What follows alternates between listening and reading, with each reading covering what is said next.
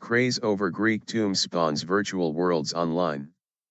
You might not be able to physically step inside the monumental tomb discovered this past summer in Amphipolis, Greece, but there are plenty of unofficial places to go on the internet to pretend you're doing just that.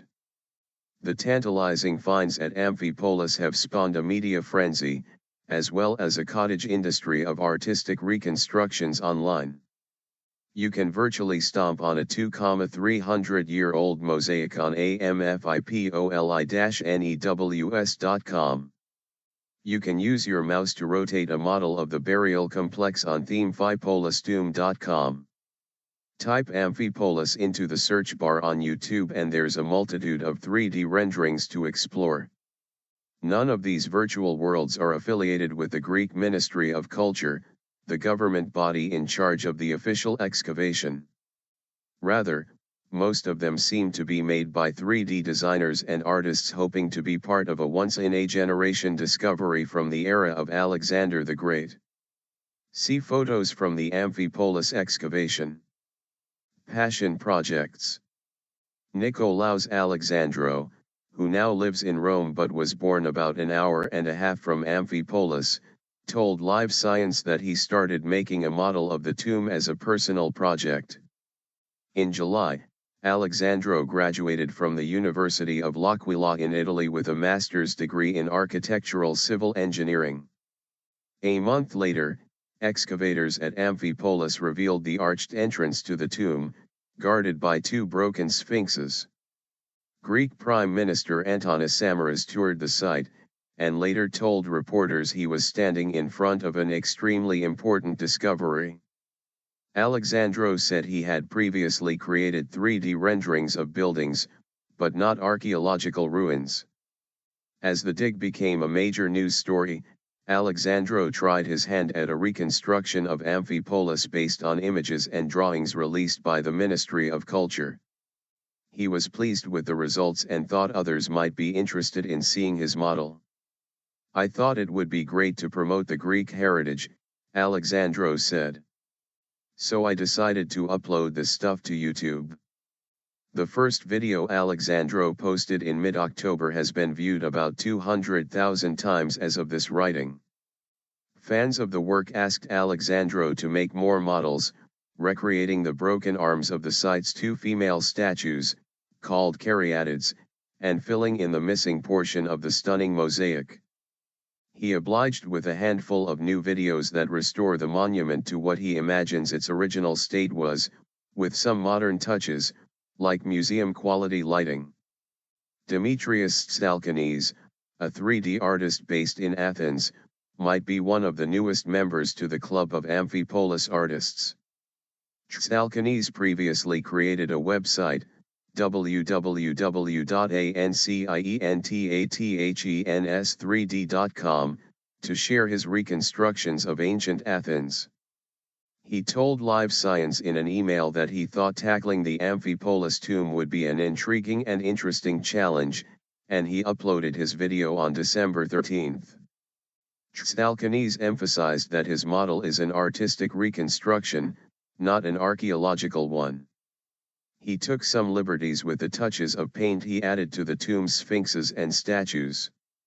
However, he said his choices were based on studies about the colors Greeks were using during this period, as well as the traces of paint archaeologists have documented at Amphipolis. Big discovery, with big questions. We understand from the people around us, the Greek people, that this is a big thing for them, said Dimitris Agelaudis, a web developer in Greece. He is one of the minds behind Amphipolis-NEWS.com, one of a handful of Amphipolis-centric news operations that sprang to life after the tomb was uncovered. The website offers its own 3D tour of the tomb, including an interactive portal where you can guide a male avatar through the tomb using your arrow keys. Agelaudis and some friends launched their website in October after tracking the growing interest in the dig. In a conversation over Skype, Agelaudis and Panagiotis Panagiotou, a student at the University of Thessaloniki who is in charge of the English portion of the website, said the tomb at Amphipolis is the biggest archaeological find in the region since the discovery of the Royal Macedonian burials at Vergina, nearly 40 years ago. In the fall of 1977, Greek archaeologist Manolis Andronikos found a gold-filled Macedonian tomb at Vergina, about 100 miles west of Amphipolis. Andronikos held a press conference and announced he had found the resting place of Alexander the Great's assassinated father, Philip II. More than 3 decades later, Andronikos is a household name in the region. There is a bronze bust of the archaeologist outside the Museum of Thessaloniki, and a lounge named after him in the Thessaloniki airport. And yet, historians and archaeologists are still debating whether Andronikos accurately identified the occupant of the tomb as Philip II.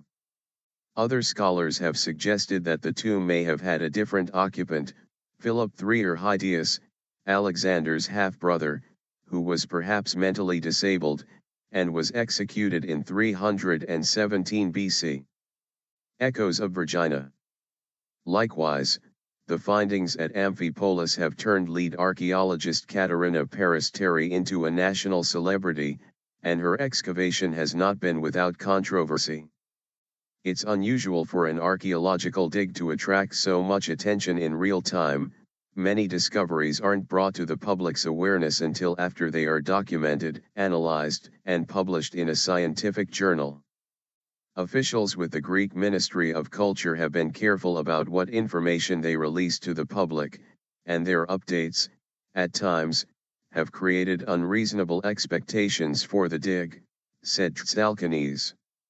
Many are still holding out hope that the tomb at Amphipolis could be the long-lost resting place of Alexander the Great, though historical texts indicate he was eventually buried in Alexandria, Egypt, after he died in 323 BC.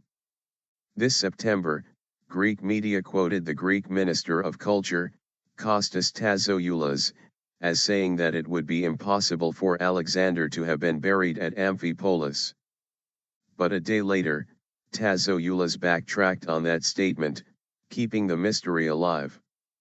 Other commentators have speculated that the bones found in the tomb might belong to one of Alexander's generals or family members. Some of critics have accused Prime Minister Samaras' coalition government of using the tomb as a distraction amid economic trouble. In the same month that the tomb discovery was announced, Samaras was facing harsh criticism over an unpopular new property tax. Reuters reported on one cartoon that emerged in Greek media at the time, showing Samaras urging archaeologists to identify the person buried in the grave but only to make him pay the property tax. Tsalkanes said some of those controversies weighed on him as he made his 3D model. This whole situation had troubled me a lot before proceeding into the creation of this video, Tsalkanes said in an email. But a monument's impact on society is always interesting to investigate, both at the time when it was built and also at the time it is being rediscovered. So, I think that creating this 3D animation fits both aspects.